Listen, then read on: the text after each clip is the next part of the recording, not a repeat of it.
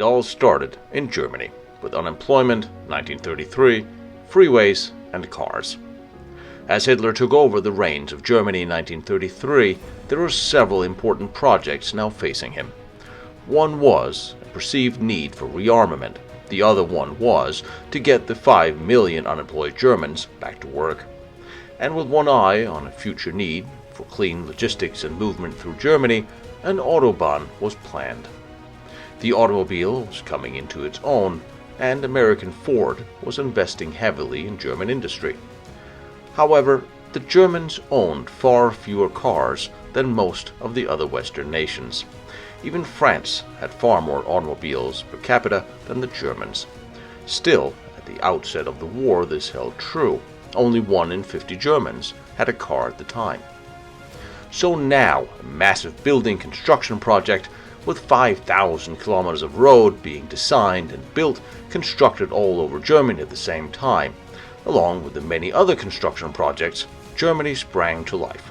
Unemployment dropped rapidly, and companies organized full lifestyles for their workers. And workers were celebrated, vacationed, something that still exists in many large German companies and others today, with their own sports halls, restaurants, clubs, tennis courts, pools, assembly areas, all set up on the factory grounds for the workers.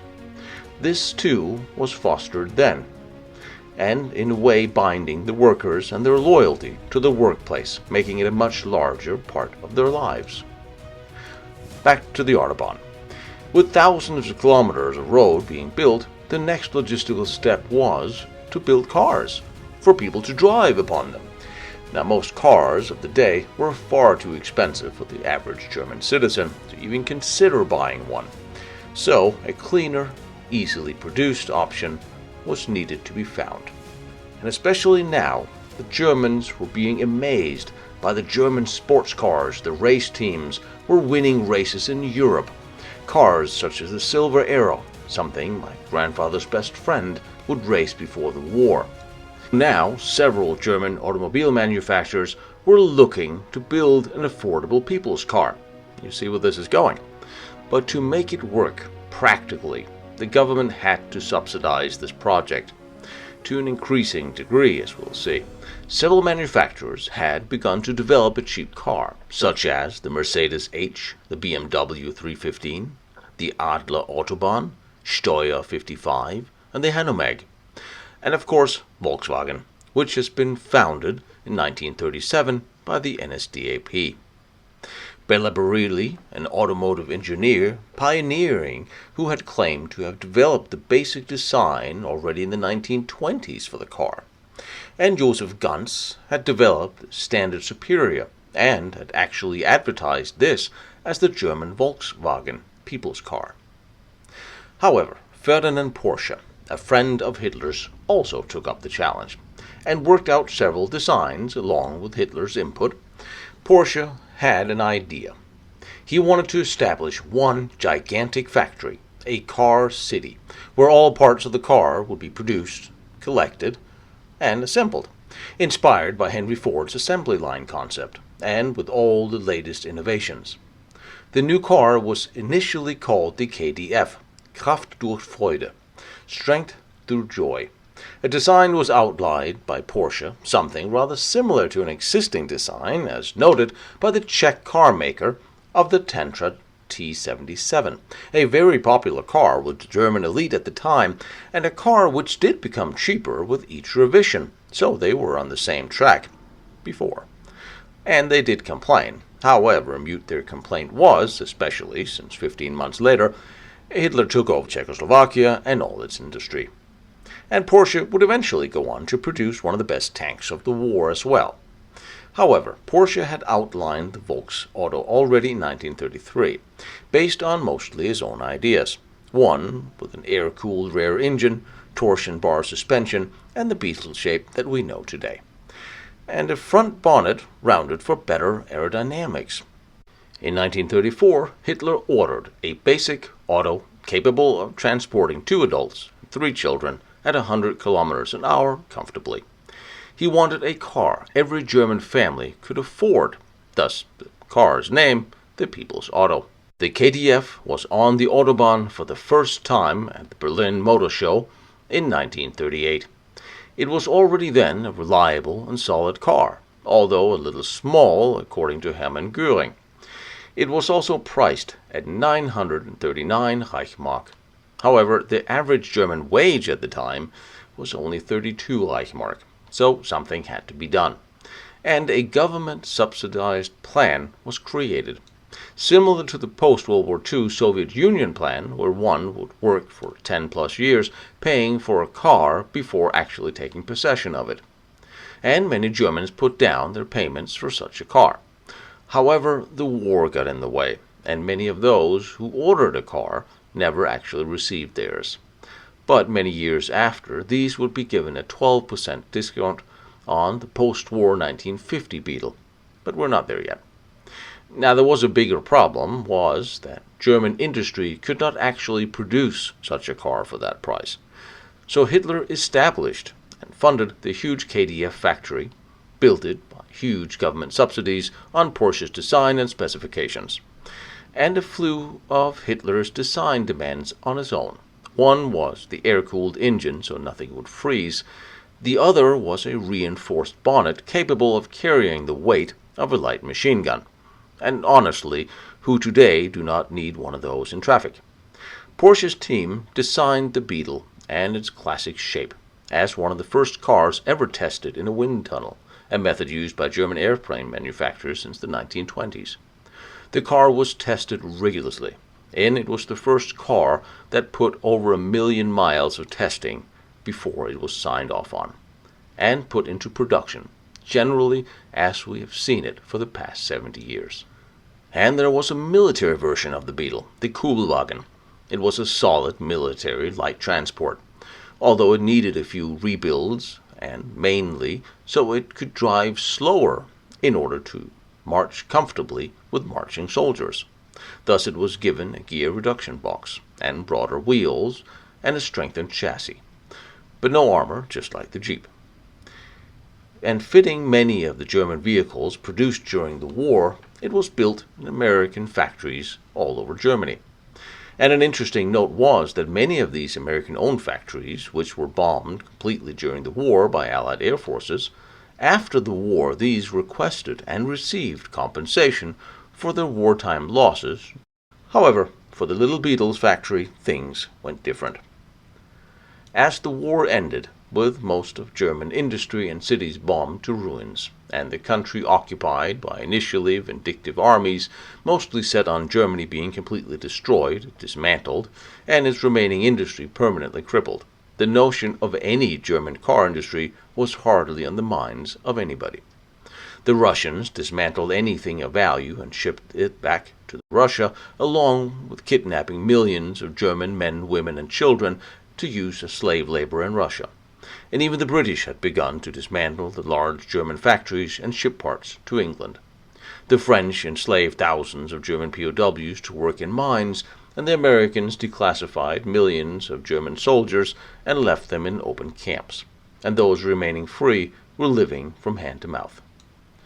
During the war, the huge KDF factory was heavily bombed, and at the end of the war it was practically destroyed and now abandoned, further damaged by the forced laborers as they were abandoning the factory. The guards have left them as the American advance took over the factory before handing it to the British.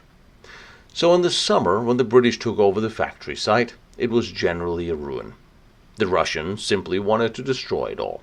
The Americans wanted to harvest some of the machines that were still functioning, and in this light the British Army sent 2 officers, Major Hurst and Colonel Ratcliffe, both of them engineers. The first thing that met the two as they were arriving at the factory was an unexploded bomb they had to defuse. Hurst, the then military governor of the occupied area, had initially been told to go to this factory and sit on it, not even knowing what it had produced. However, on closer inspection of the factory, most of the roof was missing, but with machinery that they found, many of the machines were actually in quite good shape and could relatively easily be repaired and put back to working order. So initially he thought of retooling to repair British vehicles. or the machines could of course simply be shipped back to Britain as war reparations. But as the Cold War began to look colder over the horizon, the Allied dismantling policy began to change in 46-47, an extremely cold winter, with massive starvation and death from hunger in Germany. Now Hearst could not have known it, but he was just about to become the new stepfather of the Beetle, and create an icon. He had now come upon a simple idea, one that combined with a devastated Germany full of now unemployed people, and a country full of occupying armies short of transportation. So Hearst thought, why not simply get the factory back to producing cars again? Hearst even found a relatively undamaged prototype sitting in one of the back rooms that had been sent back for repairs, so it was complete. Now Hearst did see the need for a cheap runaround, including one for the British occupying forces. So he wanted to restart the factory. He took the prototype to the British Army headquarters, presented it to the General Staff, the little Beetle, of course repainted nicely in British Army green first. The Army was facing spending cuts as the war had now ended, clearly short of light transportation, so in September 1945, the British Army placed the first order of 20,000 cars. Hearst had won one. Now the challenge was how to back it up, compared to the fact that the factory throughout the entire war had only produced 50,000 when it was in full running order, running at capacity.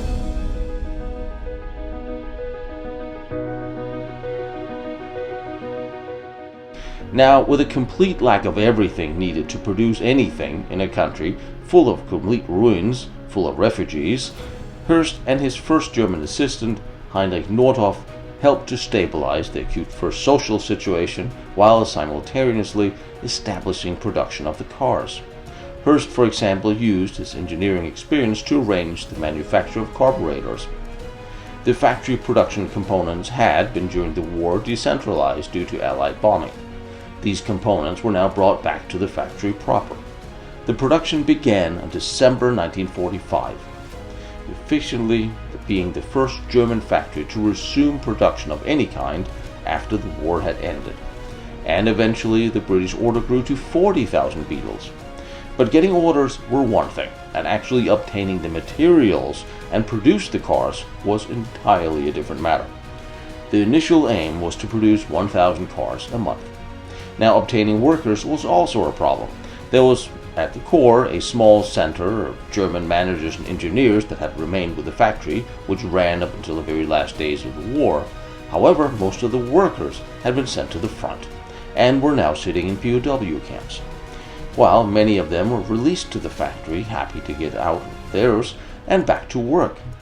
So, with little food, little materials, in a partly destroyed factory, or even with housing and clothing for the workers, they still worked hard building the little Beetle.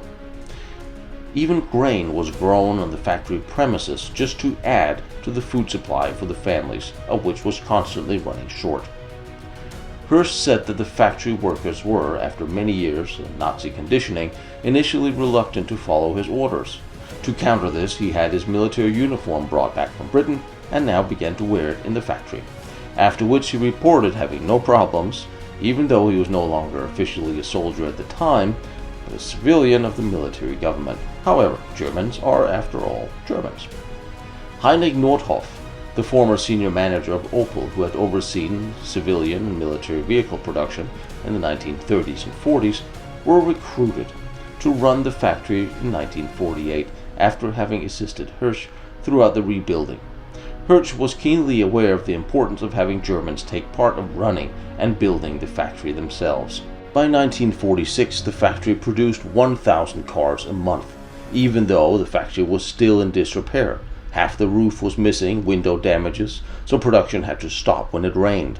And owing to the lack of materials and steel and fabric to build the cars, Hirsch at times got in trouble, citing that he was trading on the black market by trading vehicles for some of the materials he needed. However, all was done above board and registered proper. Now the car and the town changed the Second World War II names to Volkswagen and the city to Wolfsburg, respectively, and production increased. It was still unclear what was to become of the factory.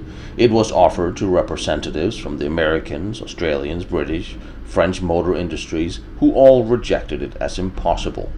After an inspection of the plant, Sir William Rhodes, head of the British Rhodes Group, told Hirsch the project would fail within 2 years, citing it was completely impossible for it to become profitable.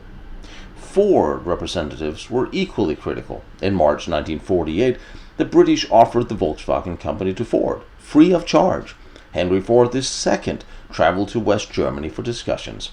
Heinz Nordhoff was also present, as was Ernst Breech, the chairman of the board of Ford. Henry Ford looked at Breech for his opinion, and he said, "Mr. Ford, I don't think what we're being offered here is worth a damn," passing on the offer, leaving Volkswagen to rebuild itself under Nordhoff's leadership. From 1948, Volkswagen became an important element symbolical of the economic rebuilding of West Germany. In 1948, Major Hirsch left the company, now reformed as a trust controlled by the West German government, and slowly from there the car began its slow climb up the ladder of auto history. Sales offices began to open up around Germany, Belgium, Holland. Mechanics were being trained to undertake repairs, so the ugly duckling eventually began to actively take on Ford, who later returned, trying to take over Volkswagen again, but no longer needed. Their terms were no longer interesting. And eventually the Volkswagen Beetle became the highest selling car in history, overtaking the Model T with its millionth car sold. And the rest, as they say, is history. So post-war, one can say that the biggest threat to the Beetle's legacy since the factory was bombed by the US Air Force would be the new version. Just not the same. Very tragic. However, now that Hirsch had saved the Beetle, he had also saved Volkswagen, and with that, he had also saved the Kubelwagen. Its legacy continued also for many decades. After the war, the Kubelwagen also rose from the ashes as the Type 181, or as in the US it's referred to as the Thing. A modernized version of the Kubelwagen was built and used by both German and NATO forces in Europe way up until the mid-1980s. The new version is very close in function and feel to that of the World War II version, and still made with the Wolfsburg logo on the steering wheel. Also, a civilian version had been built and sold with some additional creature comforts, slightly lowered and an opening hood, etc. But due to the US safety standards, it's not often seen in the US, but they are still here. The convertible is the same top as before, and built in sheet metal, doors and body as before, and the World War II version is currently being offered as a custom build in the US starting at $12,000. And the body still has pretty much the same dimensions inside, built to store ammo cans in a row. Behind me is Werner von Braun's first test stand. Down the road is Diebner's nuclear reactor. Over there is the Maginot Line and all its amazing forts. I'm visiting them all and I'm bringing them to you. So I really appreciate you like, follow, and share what I'm doing, trying to document all these important historical locations. And if you feel like you want to watch more pictures or documents that are used for these, go to lostbattlefields.com. And if you feel like helping me out with my travels, because gasoline and travel and airfare is expensive, my PayPal is there, protectionserviceint.com. You are more than welcome, but you don't have to. I appreciate all your support and all your help, and I love seeing these locations, and I love bringing them to you.